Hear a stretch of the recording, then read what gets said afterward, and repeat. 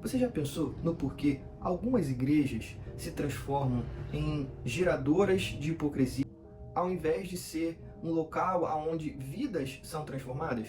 E eu quero mostrar para vocês no vídeo de hoje que isso tem tudo a ver com uma falta de compreensão do Evangelho. Em Gálatas, capítulo 3, versículo 10 ao 14, o apóstolo Paulo fala o seguinte, versículo 10. Já os que se apoiam na prática da lei estão debaixo da lei, pois está escrito, maldito todo aquele que não persiste em praticar todas as coisas escritas no livro da lei. Versículo 11. É evidente que diante de Deus ninguém é justificado pela lei, pois o justo viverá pela fé. Versículo 12. A lei não é baseada na fé, ao contrário, quem pratica essas coisas por elas viverá. Cristo nos redimiu da maldição da lei, quando se tornou maldição em nosso lugar, pois está escrito, maldito todo aquele que for pendurado no madeiro. Isso para que, em Cristo Jesus, a bênção de Abraão chegasse também aos gentios, para que recebêssemos a promessa do Espírito mediante a fé. O grande problema que Paulo está tratando na carta aos Gálatas é como os gentios receberiam status de povo de Deus. Os judaizantes diziam que eles precisavam circuncidar, que eles precisavam guardar algumas festas, e aí sim, eles seriam povo de Deus de verdade. Ou seja, eles precisavam guardar ainda algumas regras, alguns preceitos da lei.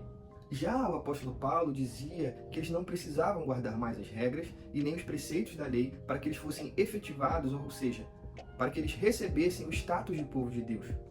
Então o apóstolo Paulo dizia que eles só precisavam crer em Jesus Cristo. Eles precisavam ter fé que estão justificados em Cristo Jesus. E aí, nesses 4 versículos que eu li, o apóstolo Paulo começa a mostrar pra gente que a lei não foi feita para salvar. Pelo contrário, a lei veio mostrar que somos pecadores. E aí no versículo 10 ele diz assim, já os que se apoiam na prática da lei estão debaixo de maldição, pois está escrito, maldito todo aquele que não persiste em praticar todas as coisas escritas no livro da lei. Ou seja, ele fala algo muito simples, ele confirma o que ele está falando com o versículo do Antigo Testamento, mas ele diz assim, aquele que tenta se salvar, ou seja, que se apoia na prática da lei, para buscar salvação, essa pessoa está debaixo de maldição, porque a lei diz, se você quebrar um mandamento, você vai ser julgado por todos. Então o que o Paulo está querendo dizer aqui é, se vocês criaram leis e acreditam que seguindo elas, vocês vão conseguir ganhar status de povo de Deus, vocês estão enganados, porque vocês não vão conseguir seguir todas as leis, porque adivinha, o homem é pecador e ele quebra leis. E esse é o ponto que eu queria trazer aqui. Muitas das vezes a gente vê igrejas e lugares colocando determinadas regras, assim como os judaizantes estavam tentando trazer para os judeus naquela época, dizendo o seguinte, você não pode cortar o cabelo, você tem que usar determinado tipo de roupa, e isso se torna um motivo de ganhar status como povo de Deus. E aí o que acontece? Muitos desses lugares se tornam ambientes de hipocrisia, geradores de hipocrisia.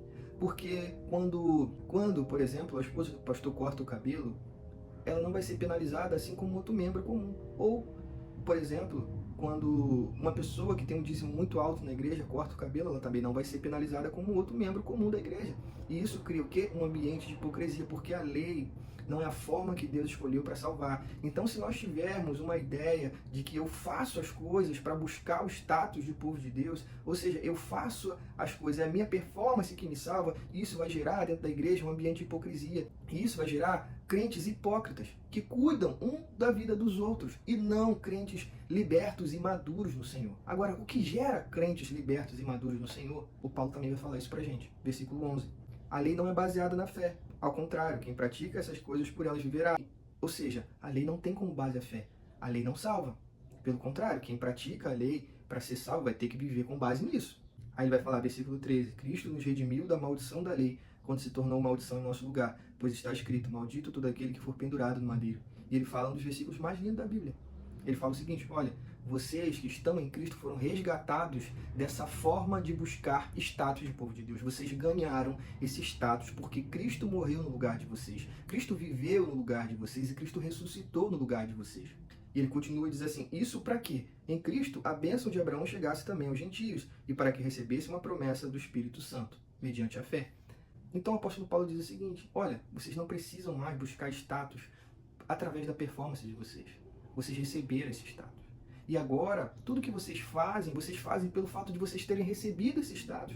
Ou seja, a bênção de Abraão chegou a vocês. Vocês são família de Deus, família de Abraão. Vocês agora receberam a promessa do Espírito, ou seja, vocês são transformados pelo Espírito Santo. Vocês não são transformados através da performance de vocês. Isso gera o quê? Crentes libertos e maduros. Eu vou te dar uma ilustração. Imagina que o médico te deu uma receita E ele fala só, se você comer X doces por semana, isso vai te fazer mal. E agora você não tem mais sua mãe, você não tem mais seu pai, você não tem ninguém. Ou seja, você é livre para cumprir aquilo lá que o médico falou para você cumprir. Se você não cumprir, o que vai acontecer? Vai te fazer mal. Agora, o que vai mostrar que você tem responsabilidade com o seu corpo? Você cumprir o que o médico pediu para você cumprir. Então, o que nos mostra que nós temos responsabilidade com o reino de Deus é a liberdade que nós temos em Cristo Jesus. Cristo nos libertou do pecado, da morte. Cristo nos libertou, nos tornou livres. E é por isso, por sermos livres, que nós temos responsabilidade com o reino de Deus.